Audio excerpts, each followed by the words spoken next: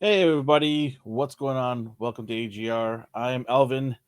Let's get the show on the road. We got a good show today. Very interesting show. We got some interesting topics to talk about. As you can see, I am writing solo today, but that's okay. The news and the world of video games doesn't wait for nobody. So we want to make sure that we provide you with the podcast every week to give you an update on what's going on in the world of video games. We'll also talk about some past games, some of the games that I love playing, or game I like playing today. And yeah, just get into the thick of things. It was a very interesting, a very interesting week, to say the least. And we want to just jump in. So we appreciate every one of you guys that are listening to us. If you're new here, well, welcome, welcome to this new channel that is just growing, blossoming. And why should you subscribe? Well, we're trying to give you something different. We know there's a lot of video game channels out there doing their own thing. It's a big community. It's a fun community, but we wanted to bring you some, bring you a weekly podcast and other things. We're going to be growing this channel out. We'll be doing some cool things. We're already doing one cool thing. If you are subscribed here and we get to a 1,000 subscribers, we're actually going to send somebody a brand new Xbox. Yeah, that's right. We're sending someone a brand new Xbox, and all you gotta do is click on the subscribe button, and you're automatically entered. And once we hit 1,000 subscribers, we're gonna pick one lucky winner and send them a message saying, "Hey, you want an Xbox? Give us your address, and we'll send it to you." So that's cool. That's one of many things that we're gonna do. We're already playing some games. You've seen some other members in our team. Justin, for example, playing Call of Duty. He's really good at it, and he plays it. So we're gonna play some other games on here, do some streaming. But the most important thing that we want to focus on is doing this weekly podcast, whether it just be me or some of the other members that you've seen on our other podcast episodes. We want to do something weekly to provide you with some insight on things that are happening right now, and also talk about some of the older games in the past of video gaming, and then also give you some sort of predictions of what games are going to be coming to in the future that we're excited to play. And we'll just talk about all those things every week, and hopefully entertain you and inform you about all things video games. So you want to follow us on social media? Well, we're at A&R Universe. We're on Instagram and Twitter. We are together with our sister channel, ANR, and AGR are two different channels. This channel, AGR, is designed just for video games. We wanted to open up a channel just for video games because we know the video game world is massive. The A&R channel, it is a collectible channel and a movie and TV show pop culture review channel. So you get a bit of everything in both of these channels. So if you love all those things, movies, video games, collecting, well, you're in luck. You just have to come here and, follow or subscribe to both of these channels, and you're going to get a ton of content sent your way. All right, so before we begin our first topic, I do want to talk about one thing. Um, I didn't play any games this week. I know I didn't get a chance to play some games this week. I've been super busy. I've got some things that were lined up for the A&R channel that I've been focused on, but I do want to talk about some cool topics that came about, and also reference a topic that we talked about a few podcasts ago that kind of got a little heated. I get very emotional when uh, you know, when I engage myself into a topic that I really think that I have um, the right opinion for it. But we're all about hearing each other out on this channel here, and we always listen to each other's opinions. And whether we take it or not, we just listen to it.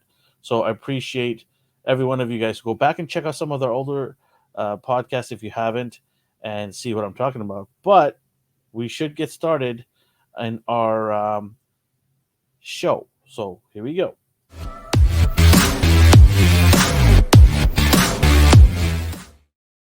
All right, our very first topic I want to get into is something that I didn't think is going to be a huge deal, but it's turning out to be a big deal. I wanted to talk about IGN's reporting here. There's a continuation of something that we talked about in our previous podcast, and I'll bring that up here. So one of the things I wanted to talk about is IGN dropped this article. If I could just move my screen over. And if you're wondering what the GIF is in the back there, it is my Grand Theft Auto. Every week we try to look for one. It is Grand Theft Auto there. I believe Vice City. Grand Theft Auto Vice City.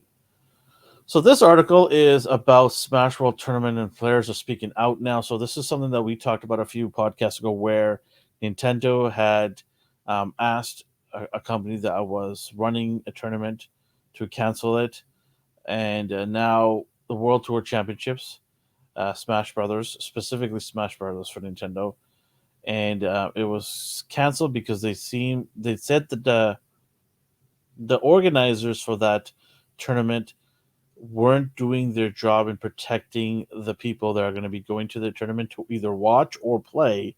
So it was a safety issue they had. There weren't much details given of what the safety issues were, but now the players are speaking out. Now the players are going, "Hey, like this is not cool," because one of the examples of one of the players said is you wouldn't see the NFL players for football worry about their final game, either is it going to be able to play it or not. They don't worry about the Super Bowl.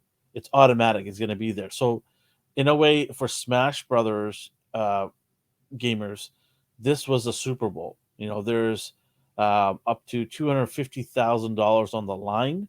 Now I don't know if the winning team gets all of that, but I'm sure they get the lion's share of it. I'm pretty sure. But this is something they're like, hey, now we don't even have this tournament. Yeah, there's other tournaments in the works, but this was like the big one for Smash Brothers. They really, really we're looking forward to this as competitors. So, a lot of players are coming out saying this is Nintendo's. This is what Nintendo does. They try to ruin everything. If you want to, sum it up. So what these guys are saying, it's a long article here, but I'm not gonna, I would just say here this one quote here. I would say that there is a kind of deep seated and long burning fear, I suppose, of Nintendo shutting down events. So this is what it is right here. Nintendo tries to, wash their hands and say that no, no, no, we were just suggesting. We didn't really shut them down because, that's not what we do. But in actuality, yeah, that's what they do. Nintendo has this issue. I don't know what's wrong with Nintendo. They don't want to be popular, I guess. They don't want to be. Um, they don't want to transcend. They don't want to be encroaching on Xbox and Sony's uh, territory. They don't want to step on them. They want to. They don't want to exceed them because back in the day, Nintendo were kings of video games. Nobody came near them until Sega started crawling around. They blew Atari out the door. They blew TurboGrafx 16 out the door. Sega came in. Sega was their Pepsi. So if Nintendo's Coke, Sega was Pepsi back then. And Sega was gaining traction because they were trying to cater to the cool kids. They were trying to, Sonic was such a cool looking character. They're definitely trying to be more cooler.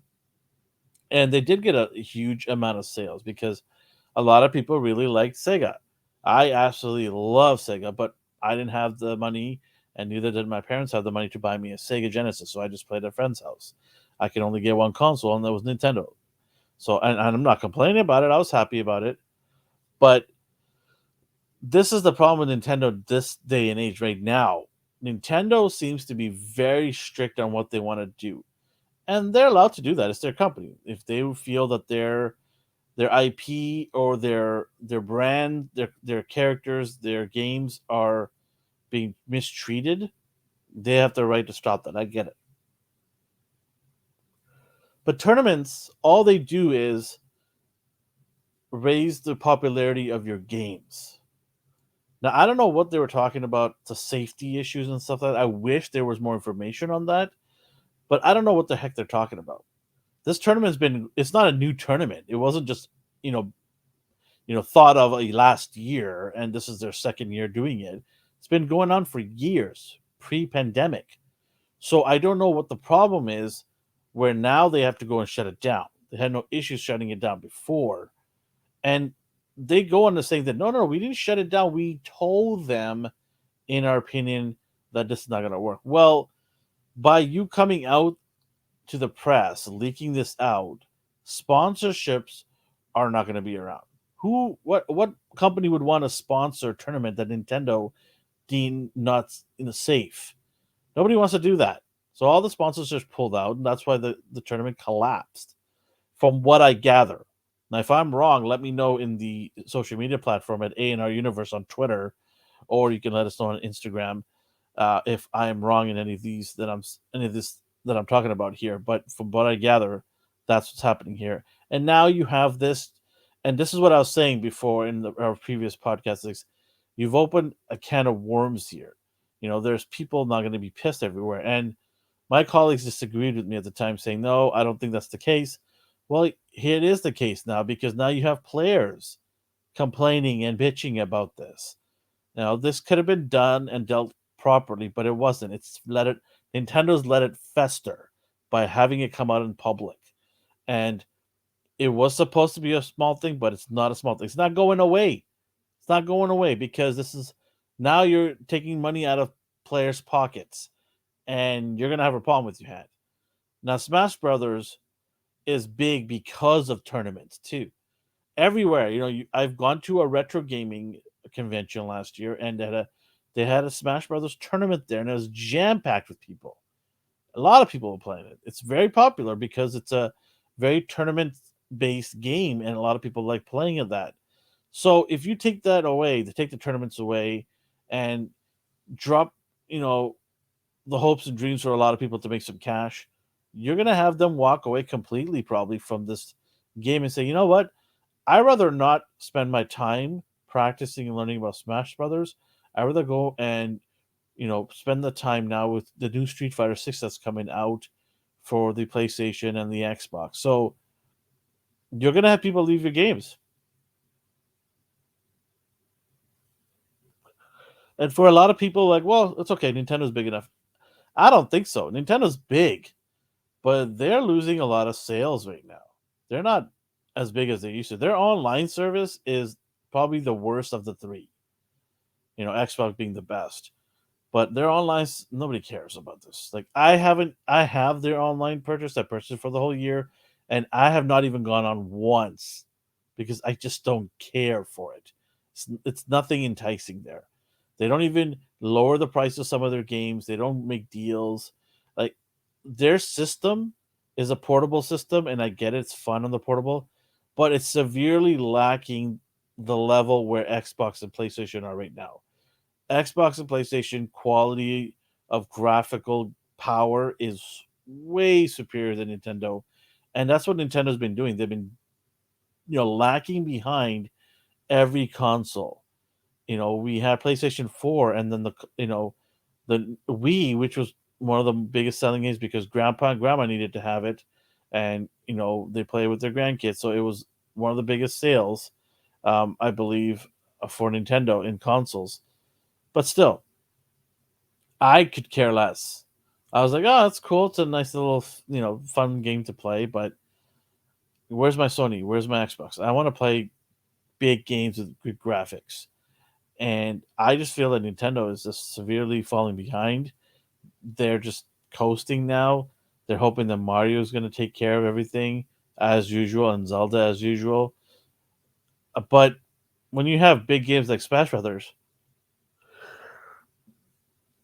I mean, how do you just ignore people like that?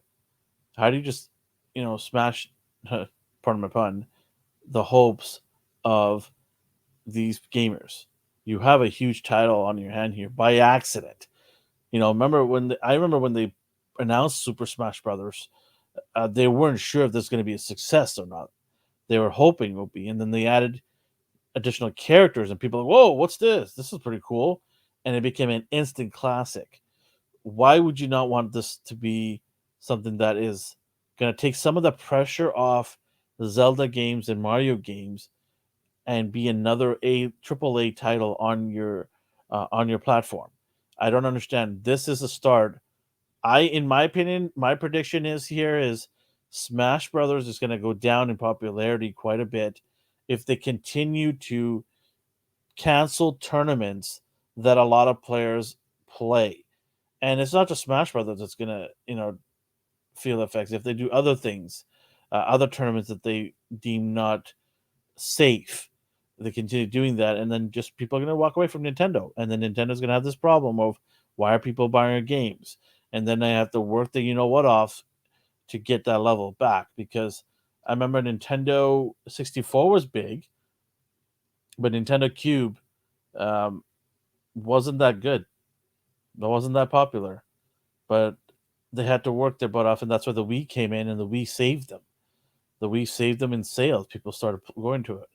So yeah, I don't know. Like this is it's, I hate this stuff because I don't want this stuff for Nintendo. I love Nintendo. It is an OG system. It's an OG company, and they have some great characters there. And I just hate what they're doing now.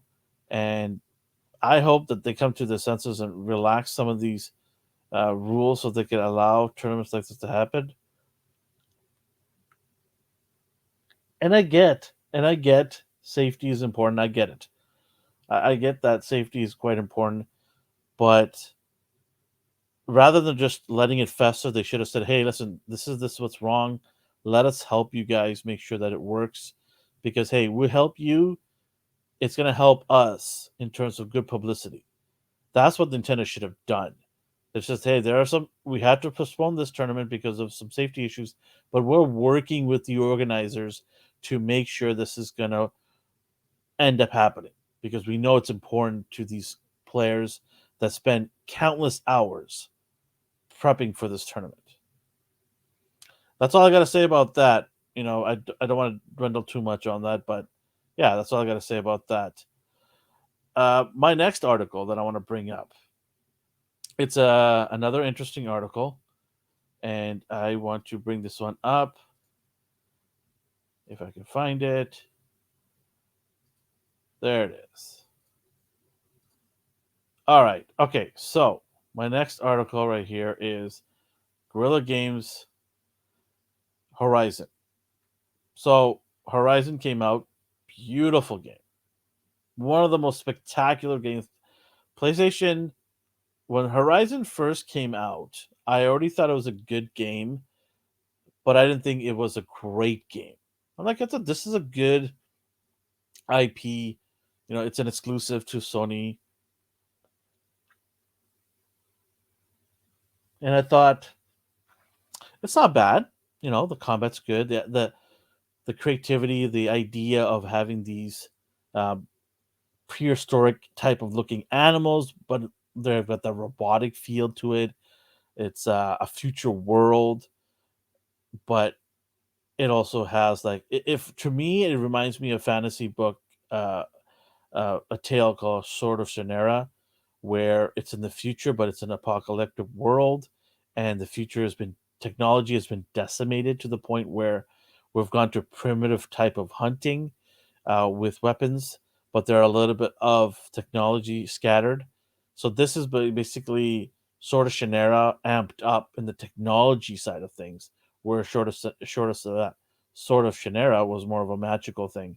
So yeah, this is a very cool future world. I really really love this.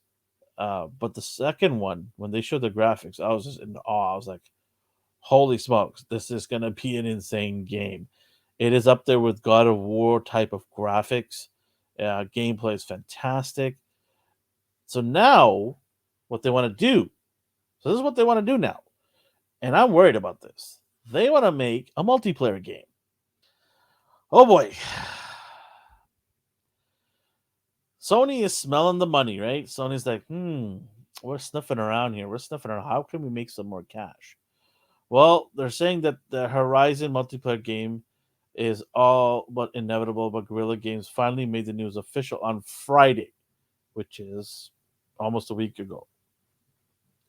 And they want to take a different approach to this. So they're hiring people to develop this game. So it's not going to be the team that put together both Horizon games. This is going to be and by the way, there's a fourth game, another game, the VR game.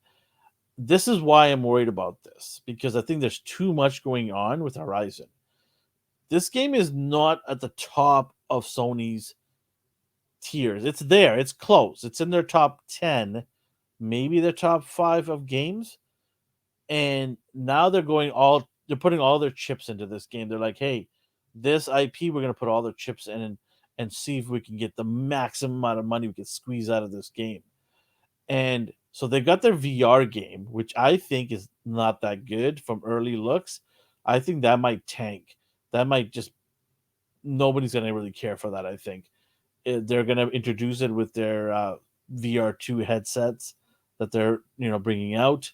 I own the old one. I didn't think it was anything great. It gave me headaches more than anything else.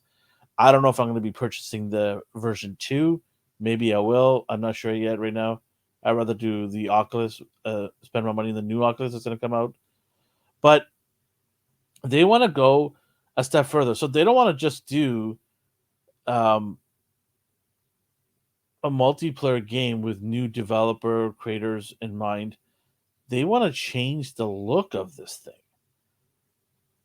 So I don't understand. Like, the game looks fantastic, and if it's a multiplayer game with that kind of landscape, I would definitely check it out because it's so beautiful, so vast and beautiful, especially when you're in the water situation. It looks amazing. So they want to change it, um, following its 3.6 billion acquisition of Bungie, whose successful MMO shooter Destiny 2 has become one of the gold standards. Sony revealed plans to release over a dozen more live service games by 2025. If the past few years have been indicative of not all of them will succeed, a few, if any, will reach the level of Apex Legends, um, and so on and so forth. Here, I think this is smelling blood in the water here for Sony because they're a little concerned about Call of Duty being bought out by Xbox, and so now they're trying to put their money into multiplayer games so that they can have a good amount of multiplayer games that people can play in the event they lose Call of Duty in the future. So this is them saying, "Hey, look, we're gonna put a whole bunch of games in by 2025 that are gonna be multiplayer, so you're not gonna miss a beat. And if Call of Duty leaves, don't worry, we've got things for you to play here online. So never leave us and continue paying the monthly installments or the yearly installments that we ask, so that we can make even more oodles of money." So yeah, like I said, I when I heard that they're gonna be different, people coming and building this game, and the look might even change. Um, I'm concerned because if the look will change and it's not going to be as beautiful as this game is, the second one, people might just say, "No, I don't want to play this game. I just don't want this because it's so different than what I've been used to playing." So I hope I'm wrong. I hope they knock it out of the park because if they can give me something of that nature online where I can hide behind bushes, go underwater, sneak up on enemies, they're going to add more different new characters for Horizon, so it won't be the same characters. I might be in. I might be like, okay, cool, all right, let me jump in. But yeah, I mean, we'll bring you more news as we get along here, and give our thoughts on it as it gets closer to release dates. So I thought I'd bring that up. I thought it was a really interesting topic to talk about, um, online for Horizon. We'll see. And make no mistake about it, this is not the last time you're going to hear Sony talk about online gaming. They're going to push online gaming hard. And I know for a fact they're talking to all their studios that they own that, hey, get us that triple A shooting or on multiplayer game because we need one in the event Call of Duty leaves, so that people don't just leave and buy Xboxes. They have a reason to buy a Sony. So they're definitely going to be pushing for studios to bring IPs with multiplayer. All right. Okay. Well, what can I say about the news? I don't have the article pulled up here, but I got to see some early gameplay of Hogwarts. I'm really looking forward to this game. It is coming out in February. I'm definitely going to have it in hand. I'm going to play through it. I got to see some early gameplay online, and I got to say I'm somewhat impressed. I like the flexibility of being able to go to a lot of places. I don't know if this is a game that I'm going to be able to quickly pick up and learn right away. I'm I'm just going to have to grab the game. I don't even know what console I'm going to get it for. Am I going to get it for the PC? Am I going to get it for Steam? I'm probably going to get it for Steam just because I want to play this game on the go, and I'm all the time on the go. I'm a very busy person, so um, I'm probably going to get it for that, and I hope that my Steam Deck can handle the power it needs. I am building a PC here. We're building a PC in the studio with the latest graphics cards and RAM. It's a lot of money has been invested in this gaming rig, and we hope to play the game on there because it looks good. I'm hoping it's not repetitive where you have to do the same things over and over again. I'm hoping it's not like, hey, go to this side and then come back to this side of the castle or the school.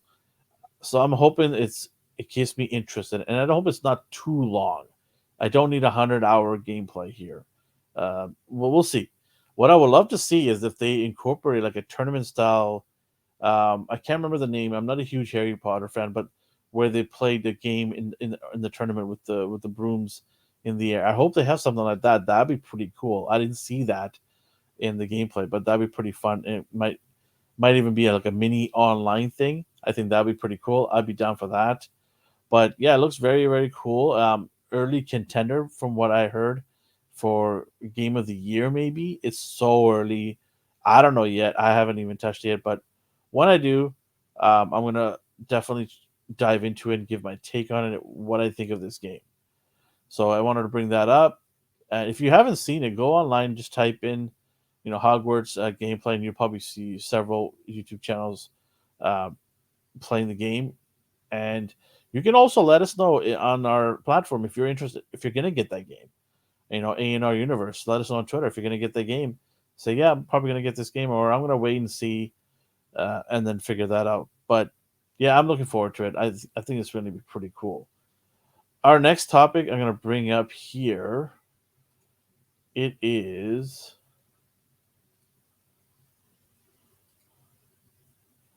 If I can bring that up. This is very interesting to me because I've been a victim of this as well. So, Diablo $100 collector's box that they're going to be selling for the new Diablo 4, it doesn't come with the game. $100 US. Okay. It's a collector's box. Why doesn't it come with the game? Well, who wants to buy a box with just some pictures and maybe an empty case? This is the dumbest thing I've ever heard. And I'm a victim of this as well because I bought a God of War collector's box. But they didn't tell me until I got home that the game's not in there. You get the metal case for the game, but you get no game. You get a digital number and then you download the game. Had I known that, I would have bought the other collector's edition, which was another $100 more. But the reason why I didn't buy that other one is I'm like, I don't want to pay $100 more for a few more trinkets. My collector's box came with pretty much everything that the other one's going to have, but a couple more trinkets. I think some dolls or whatever it was. But the only reason I wanted this collector's box that it had their version of Thor, a Mjolnir that they have, which I thought was really cool, and I'm happy to have that. And that's the reason why I paid a little bit less because I'm like, I don't really want the other stuff. I just want the hammer here. But I didn't realize they were very sneaky about this. I didn't realize that the case was going to have no game in it because they showed the case with the disc circle emplacement there. So one would think they're just showing you the case, that there's an actual game going to be given to you. One would think that. No one would insult you with an empty case. But that's what they did. They insulted me with an empty case. And they gave me a digital code to download the game afterwards. I just found that ridiculous. I will never buy any more box sets for God of War if they ever come up with another one down the road, which they probably will. I won't be buying that. I don't care anymore. Um, that's such a piss off for me. I was really pissed off, and then I see this, and I'm like, really? Is this what you guys are doing now to get some extra cash? Where you're trying to screw people over and buy these collector box sets and don't even give them the game inside it? When did this start? Like, who thought of this is a great idea? Hey, let's give them something about our game, but don't even give the game in it. Like, how much more would it cost you to put the game in there? Another $50? People will pay $150 for a Diablo box set. Absolutely, they'll pay. They'll pay $200 probably for a Diablo box set, as long as the game's in there. Like, who wants to go home and open this box and there's no game to play with it? The core of this is supposed to be the game, not the box or fan art, or I mean, not fan art, the art for Diablo. That's not the core. This box set's core has nothing in it. The most important thing is not in there. So I don't understand that. I just think this is so ridiculous and stupid. And Blizzard should be slapped in the face for this nonsense. Like, what are you doing? You're just trying to sucker people to make some extra cash for yourself. Why don't you just do in-game skins and stuff like that instead? Welcome to the 21st century here. Hello. Do what Fortnite does, because, that is making billions of dollars. So just replicate that. Call of Duty did. Nobody cared about Call of Duty's, Warzone until Fortnite became really popular. And then they said, like, oh, let's do a Warzone because people love that. There's no before that, people were just playing their online ranking systems. Everyone was happy with that. So I don't understand. This is so dumb, and I hope every Diablo fan refuses to buy this crap, so that they can be stuck with the whole warehouse full of this garbage in there. Don't buy this. If you're a Diablo fan, do not buy this at all. Tell everybody in your friends, your family, don't buy this. This fancy box, which they even say are Blizzard's expensive fancy box, includes a mouse pad, a cloth mat, and pin, and more. I don't know what more. There's probably some pictures, but doesn't include the game. As nice as to get a mouse pad and a cloth map, I think people at the end of the day would want the game instead of all this crap in there. They'd rather just have a box with the game insert in there with the metal case, a steel casing. They would rather have that. So, yeah, do not buy this. Make sure that you tell everybody not to buy this, and that way Blizzard's going to have a whole bunch of warehouses filled with these boxes and realize how stupid this is.